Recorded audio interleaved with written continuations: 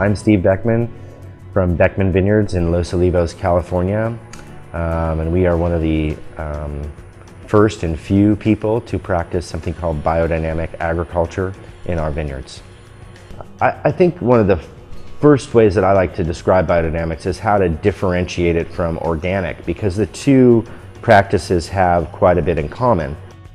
I really break it down on 3 levels as far as what the difference between organic and biodynamic growing or farming is.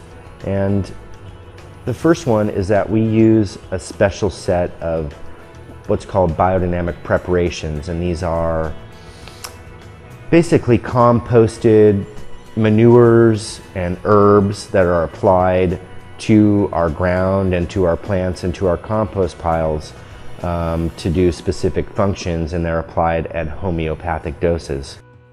The second thing is that we follow a calendar. It's a lunar calendar that follows the moon and the earth and where it is in relation to different constellations and different planets in the sky, which helps us understand what forces are acting on the earth and when it would be better to do certain applications of some of these homeopathic compost sprays.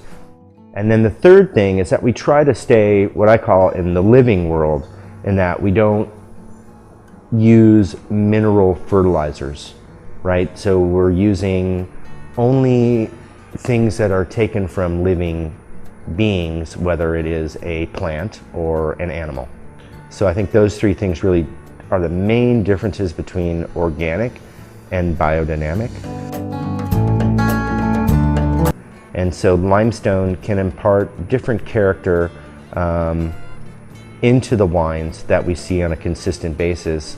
I think you can briefly just say it's kind of maybe our red wines have a minerality to them, but if you look and define maybe what that minerality is, I think it's expressed in and I don't know if this is off-putting to people, but it's expressed in kind of a salty way. These are ancient seabeds, and I think you get this kind of saline or salinity character to our wines, whether it's white or red or whatever variety it is when it's grown on that particular soil. And again, I think you can argue that biodynamics maybe puts your vineyards and your winemaking and wine growing in a position to perhaps better express that particular aspect.